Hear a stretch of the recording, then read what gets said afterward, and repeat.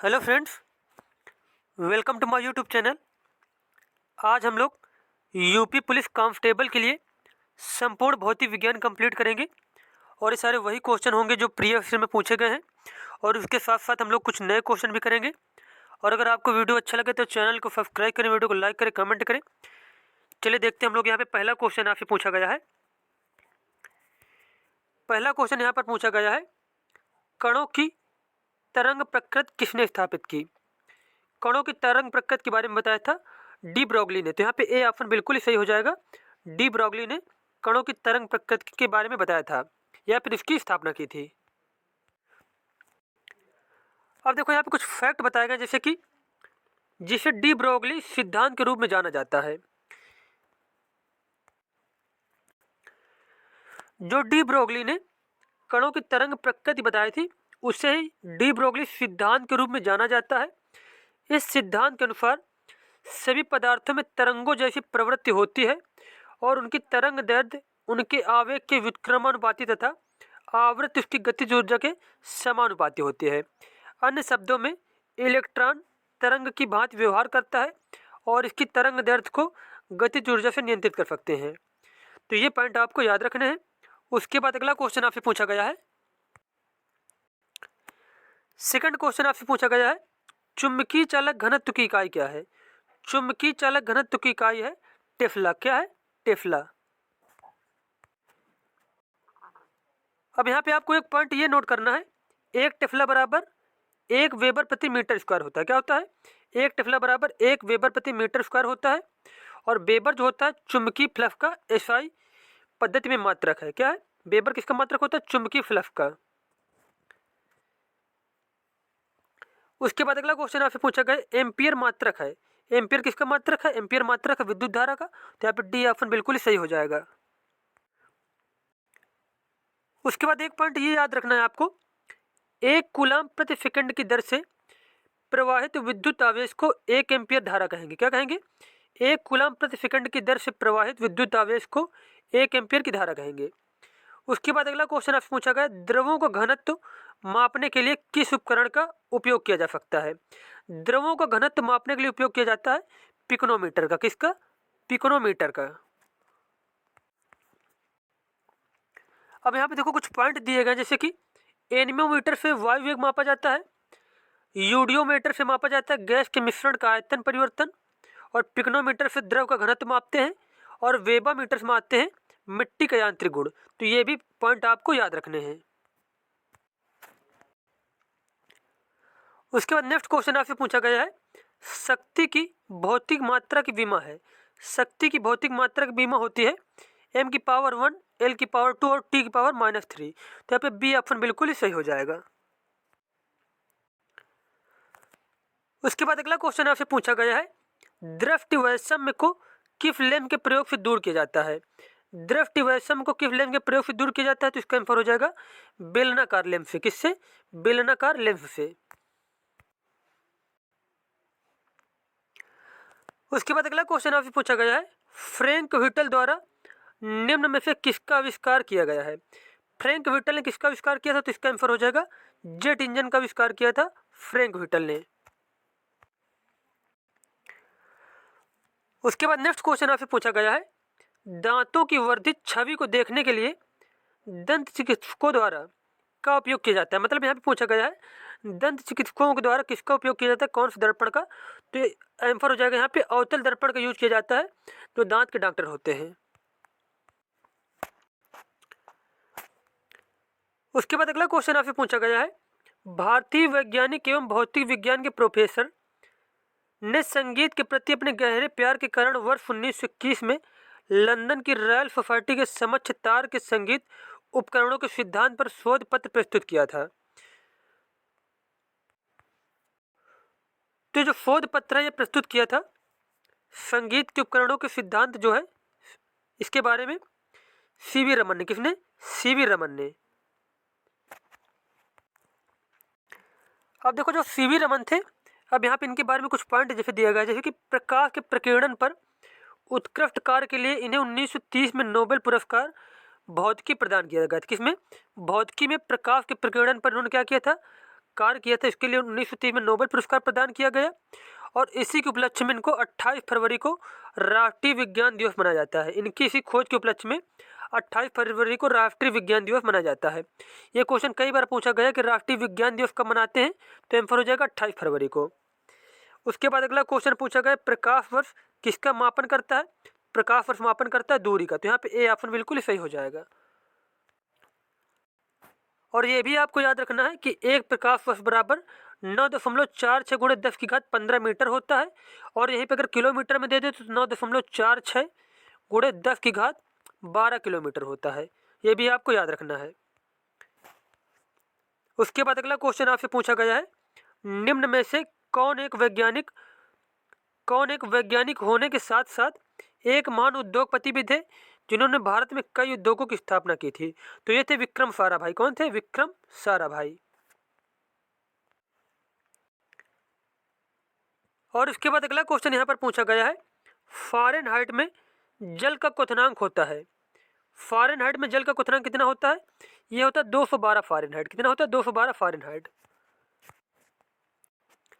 अब देखो यहाँ पे कुछ पॉइंट आपको याद रखने हैं, जैसे कि जल का क्वथनांक सेंटीग्रेड में 99.947 डिग्री सेंटीग्रेड होता है और केल्विन में 373.127 केल्विन होता है और फ़ारेनहाइट में 211.95 फ़ारेनहाइट होता है। तो ये भी आपको याद रखना है। उसके बाद नेक्स्ट क्वेश्चन पूछा गया है का प्रयोग हवा के बल और वेग को मापने के लिए किया जाता है। तो इसका आंसर हो जाएगा एनीमोमीटर का प्रयोग हवा के बल और वेग को मापने के लिए किया जाता है। तो यहाँ पे डी ऑप्शन बिल्कुल ही सही हो जाएगा। अब यहाँ पे देखो कुछ यंत्र दिए गए हैं और उधर राशि दी गई, जैसे कि स्पीडोमीटर जो है उससे मापते हैं वाहनों का वेग और लैक्टोमीटर से दूध का विशिष्ट घनत्व या फिर दूध की शुद्धता मापी जाती है और थर्मामीटर से ताप को मापते हैं और एनीमोमीटर से पवन का वेग मापा जाता है। उसके बाद 14 नंबर क्वेश्चन आपसे पूछा गया है विद्युत का सबसे अच्छा चालक है। विद्युत का सबसे अच्छा चालक होता है कॉपर। तो यहाँ पे सी ऑप्शन बिल्कुल सही हो जाएगा। अब देखो यहाँ पे इस ऑप्शन के अनुसार कॉपर हो जाएगा, वैसे तो चांदी बहुत अच्छा क्या होता है? चालक होता है। तो यहाँ पे कॉपर दिया गया तो कॉपर हो जाएगा। अब देखो यहाँ पे जैसे दिया गया है लोहा, सिलिकॉन, कॉपर तथा सिरामिक में से तांबा जो होता है विद्युत का सबसे अच्छा चालक होता है। चांदी तांबे से अधिक सुचालक होती है लेकिन अधिक महंगी होने के कारण यह अधिक उपयोगी नहीं होती। क्या? चांदी बहुत महंगी होती है, इस वजह से इसका उपयोग नहीं किया जाता, लेकिन ये तांबे से अधिक क्या होती है? सुचालक होती है। उसके बाद 15 नंबर क्वेश्चन है अंतरिक्ष में भेजा गया भारत का प्रथम उपग्रह था। अंतरिक्ष में भेजा गया भारत का प्रथम उपग्रह था आर्यभट्ट। तो यहाँ पे सी ऑप्शन बिल्कुल ही सही हो जाएगा। अब देखो आर्यभट्ट के बारे में कुछ जानकारी दी गई यहाँ पे 19 अप्रैल 1975 को भारत का प्रथम स्वदेश निर्मित उपग्रह आर्यभट्ट का प्रक्षेपण पूर्व सोवियत संघ के बैकानूर अंतरिक्ष केंद्र से कॉस्मॉस यान द्वारा किया गया था। इसका वजन 360 किलोग्राम था। इस अभियान के 3 प्रमुख लक्ष्य थे वायु विज्ञान प्रयोग, सौर भौतिकी का प्रयोग तथा एक्स किरण खगोलिकी का प्रयोग। उसके बाद 16 नंबर क्वेश्चन है ध्वनि मापक इकाई को कहते हैं। ध्वनि मापने जो मात्रक होता है उसे बोलते हैं डेसिबल। क्या बोलते हैं? डेसिबल बोलते हैं।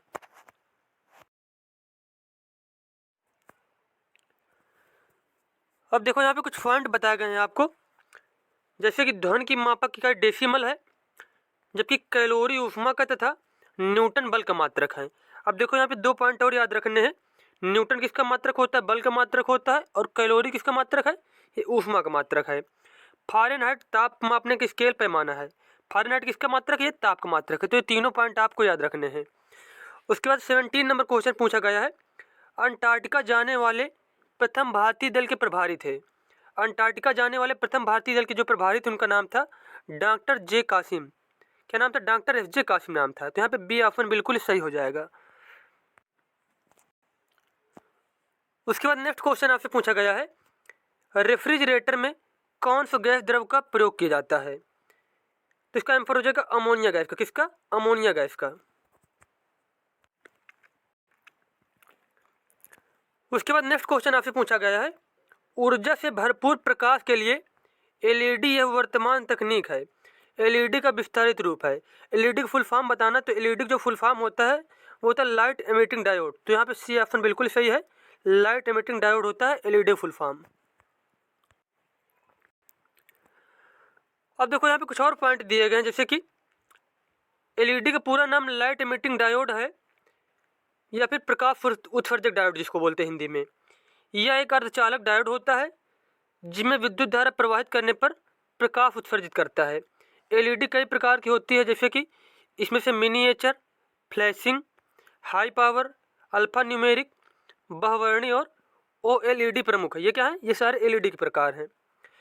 उसके बाद अगला क्वेश्चन आपसे पूछा गया है, बीएमआई की गणना के लिए सूत्र है। बीएमआई की गणना के लिए सूत्र क्या है ये बताना है आपको। यहाँ पे जो बीएमआई गणना करने के लिए सूत्र होता है वो होता है वजन किलोग्राम में बटे लंबाई के स्क्वायर और मीटर स्क्वायर में। तो यहाँ पे ए ऑप्शन बिल्कुल ही सही हो जाएगा। उसके बाद नेक्स्ट क्वेश्चन आपसे पूछा गया है, अप्रयुक्त किताब 2 वर्ष के लिए शेल्फ पर बनी रही जब तक उसे हटाया नहीं गया था, यह किसका उदाहरण है? न्यूटन के गति का तृतीय नियम, आंशिक रूप से न्यूटन के गति का प्रथम नियम और न्यूटन के गति का तृतीय नियम, न्यूटन के गति का प्रथम नियम और डी नंबर है न्यूटन के गति का द्वितीय नियम। तो यहाँ पे जो 2 वर्ष के लिए शेल्फ पर बनी रही जब तक उसे हटाया नहीं गया था, तो यह नियम है न्यूटन का प्रथम नियम, जिसे जड़त्व का नियम बोला जाता है कि जब तक उस पर बाह्य बल न लगाया जाए किसी वस्तु पर, कोई गति की अवस्था में तो गति की अवस्था में रहेगी और यदि कोई विराम अवस्था में तो वह विराम अवस्था में रहेगी। तो यहाँ पे सी ऑप्शन बिल्कुल ही सही दिया गया है। उसके बाद 22 नंबर क्वेश्चन आपसे पूछा गया है, मैं दीवार पर मारने के लिए एक गेंद फेंकता हूँ और वह वापस मेरे पास आ जाती है, यह किसका उदाहरण है? तो यह उदाहरण है न्यूटन के तृतीय नियम का, जो क्रिया प्रतिक्रिया का नियम होता है। जब किसी चीज़ पर हम जितना फोर्स लगाते हैं तो वो चीज़ भी हो क्या होती है, उतना ही बल उस चीज़ पर वो लगाती है। तो यहाँ पे सी जो हमारा है न्यूटन के गति का तृतीय नियम, डी ऑप्शन बिल्कुल ही सही हो जाएगा। जैसे कि रॉकेट हो गया या फिर बंदूक हो गया, ये सब न्यूटन के गति के तृतीय नियम पर आधारित हैं। और देखो यहाँ पे जैसे कुछ बताया गया है, न्यूटन का तृतीय नियम क्रिया प्रतिक्रिया का नियम है। इसके अनुसार प्रत्येक क्रिया के बराबर परंतु विपरीत दिशा में प्रतिक्रिया होती है। जैसे बंदूक की गोली निकलने पर व्यक्ति को पीछे की तरफ धक्का लगना, नाव से किनारे कूदने पर नाव का पीछे की ओर हटना। तो ये सारे जो है न्यूटन के तीसरे नियम के उदाहरण है।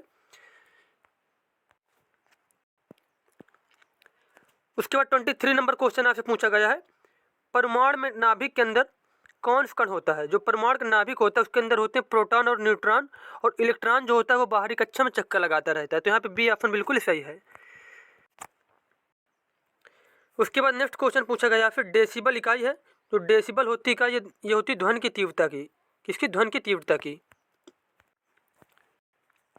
अब देखो यहाँ पे कुछ और पॉइंट बताए गए, जैसे कि मनुष्य के कान जो होते हैं 0 डेसिबल से अधिक और 180 डेसिबल तक के शोर का सामना कर सकते हैं। मतलब 0 से के आगे जितना भी होता है और 180 से कम, तो इतने के बीच में जो डेसिबल की तीव्रता होती है उसको क्या है, मनुष्य सुन सकता है। और सामान्य बातचीत में ध्वनि की तीव्रता कितनी होती है? 60 डेसिबल तक होती है। तो ये भी आपको याद रखना है। उसके बाद नेक्स्ट क्वेश्चन आपसे पूछा गया है, प्रतिध्वनि उत्पन्न होने का कारण है। प्रतिध्वनि उत्पन्न होने का कारण क्या है? तो प्रतिध्वनि उत्पन्न होने का कारण होता है परावर्तन। क्या होता है? परावर्तन होता है। अब देखो यहाँ पे जैसे कि जब ध्वनि तरंगे दूर स्थित किसी टावर या पहाड़ से टकराकर परिवर्तित होती हैं तो इस परावर्तित ध्वनि को प्रतिध्वनि कहते हैं। उसके बाद 26 नंबर क्वेश्चन पूछा गया आपसे, सर्वोत्तम विद्युत चालक है। सर्वोत्तम विद्युत चालक क्या है? चांदी हो जाएगा। यहाँ पे डी ऑप्शन बिल्कुल ही सही है। अब देखो यहाँ पे विद्युत चालकता के बारे में घटता क्रम दिया गया है, जैसे कि सबसे ज़्यादा चांदी में विद्युत चालकता होती है, फिर उसके बाद तांबा, फिर एल्यूमिनियम, फिर उसके बाद टंगस्टन। उसके बाद सौर ऊर्जा का स्रोत क्या है? सौर ऊर्जा का स्रोत होता है नाभिकीय संलयन। क्या होता है? नाभिकीय संलयन।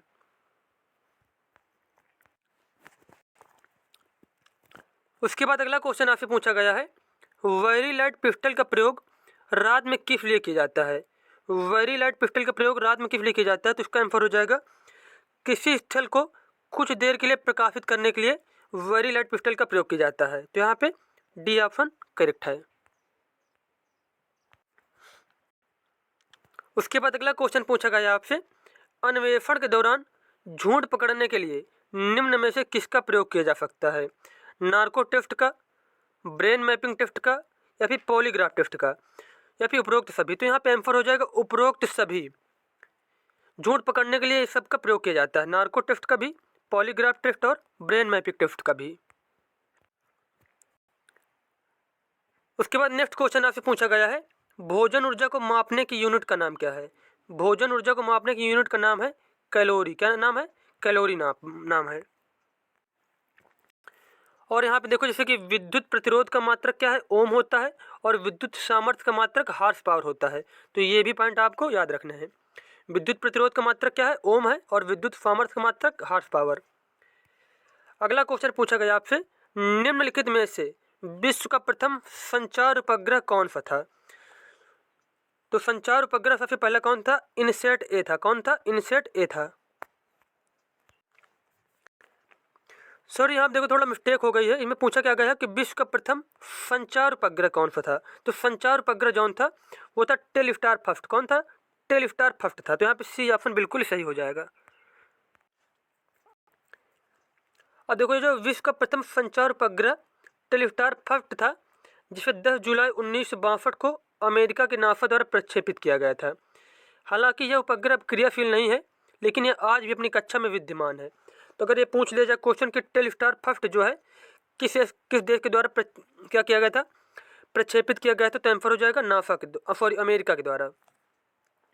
उसके बाद क्वेश्चन पूछा गया है, किसमें ध्वनि की गति सर्वाधिक होती है? तो इन ऑप्शन के अनुसार जो ध्वनि की गति सर्वाधिक होगी वो हो जाएगी बर्फ में। किसमें? बर्फ में।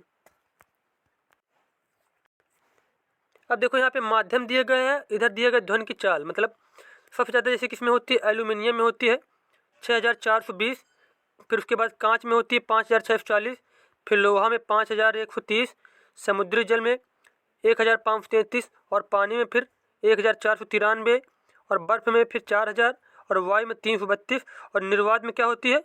शून्य होती है, मतलब न्यूनतम होती है। तो ये क्वेश्चन तो बहुत इंपॉर्टेंट है कि सबसे ज़्यादा ध्वनि की चाल किसमें होती है? एल्यूमिनियम में होती है। और सबसे कम किसमें होती है? निर्वात में होती है। और ये भी पॉइंट आपको याद रखना है सीरीज वाइज।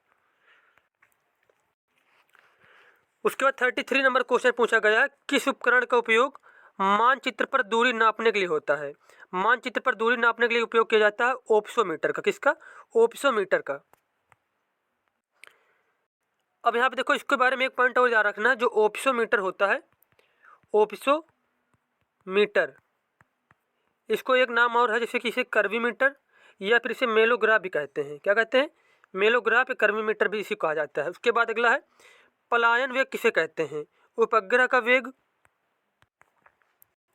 उसके बाद बी ऑप्शन दिया गया है, वह वेग है जिससे उपग्रह पृथ्वी की गुरुत्वीय शक्ति से बाहर निकल जाए। तो यहीं पे बी ऑप्शन बिल्कुल सही हो जाएगा कि पलायन वेग उस वेग को कहते हैं कि वह वेग है जिससे उपग्रह जो होता है पृथ्वी की गुरुत्वीय शक्ति से बाहर निकल जाए। तो यहाँ पे बी ऑप्शन बिल्कुल सही हो जाएगा।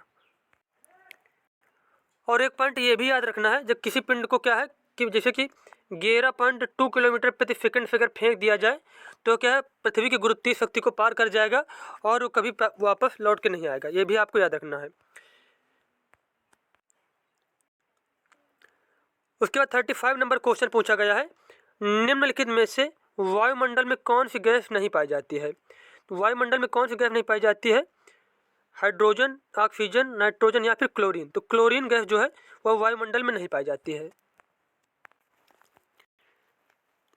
अब देखो यहाँ पे गैसों के बारे में बताया गया है, कौन सी गैस कितने परसेंट पाई जाती है वायुमंडल में। सबसे ज़्यादा नाइट्रोजन पाई जाती है 78.08%, फिर ऑक्सीजन उसके बाद 20.90%, आर्गन फिर है 0.93%, उसके बाद कार्बन डाइऑक्साइड है 0.03%, फिर नियान है 0.0018%, हीलियम फिर है 0.0005% और ओजोन फिर है 0.00006%। उसके बाद हाइड्रोजन है 0.00005%। तो ये पॉइंट भी आपको याद रखने हैं। उसमें ज़्यादातर जो पूछे जाते हैं nitrogen, oxygen, argon, carbon dioxide, ये ज़्यादा ही पूछे जाते हैं। तो ये तो भूलना ही नहीं है आपको। अगला क्वेश्चन पूछा गया है, प्रकाश की तरंग का सिद्धांत किसने प्रतिपादित किया था? तो यहाँ पे सभी ऑप्शन गलत दिए गए हैं। इसका प्रतिपादन किया था हाइगेंस ने। किसने? हाइगेंस ने। तो ये भी आपको याद रखना है। नेक्स्ट क्वेश्चन है, कौन सा भारी जल है? यहाँ पे कौन सा भारी जल का एग्जाम्पल है? तो यहाँ पे जो ड्यूटीरियम दिया गया है ये भारी जल का उदाहरण है। अब यहाँ पे देखो 2 पॉइंट याद रखने हैं। ड्यूटीरियम ऑक्साइड जो होता है या फिर D2O, भारी जल का फार्मूला क्या होता है, D2O होता है। और इसको किस लिए यूज किया जाता है, परमाणु नाभिक संयंत्रों में मंदक के रूप में इसका प्रयोग किया जाता है। ये क्वेश्चन कई बार पूछा गया है, परमाणु नाभिकों में मंदक के रूप में किसका यूज किया जाता है, तो आंसर हो जाएगा भारी जल का। उसके बाद 38 नंबर क्वेश्चन पूछा गया है, जब किसी पदार्थ का तापक्रम बढ़ता है तब उसके अणुओं की माध्य गतिज ऊर्जा के मान पर क्या प्रभाव पड़ता है। किसी पदार्थ का जब ताप बढ़ता है तो गतिज ऊर्जा पर क्या प्रभाव पड़ता है। अब ऑप्शन ए दिया गया है बढ़ता है, तो यहाँ पे ए ऑप्शन ही बिल्कुल सही दिया गया है कि जब किसी पदार्थ का तापक्रम बढ़ता है तो गतिज ऊर्जा भी होती है उसकी क्या होती है, बढ़ जाती है। तो यहाँ पे ए ऑप्शन बिल्कुल सही है कि गतिज ऊर्जा का मान बढ़ जाएगा। उसके बाद अगला क्वेश्चन आपसे पूछा गया है, तारापुर में भारत का प्रथम परमाणु रिएक्टर स्थापित किया गया, उसका नाम क्या था। तो तारापुर में रिएक्टर स्थापित किया गया था, उसका नाम था अप्सरा। और आपको ये कमेंट करके बताना तारापुर कहाँ पे स्थित है, कौन से राज्य में है, तो उसका नाम था अप्सरा। और उसके बाद 40 नंबर क्वेश्चन है, वायु दाब को नापने वाला उपकरण कौन सा है। वायु दाब को नापने वाला उपकरण जो है उसे बोलते हैं बैरोमीटर। क्या बोलते हैं, बैरोमीटर बोलते हैं। अब देखो यहाँ पे कुछ और पॉइंट दिए गए, जैसे कि क्रोनोमीटर, इससे जलयानों में सही समय का पता लगाया जाता है। अमीटर द्वारा विद्युत धारा मापी जाती है। एनीमोमीटर द्वारा पवन का वेग मापा जाता है। तो ये पॉइंट भी आपको याद रखने हैं। तो यहाँ पे जितने भी क्वेश्चन फिजिक्स के पूछे गए थे वो सारे कंप्लीट हो गए। मिलते हैं नेक्स्ट वीडियो में। धन्यवाद।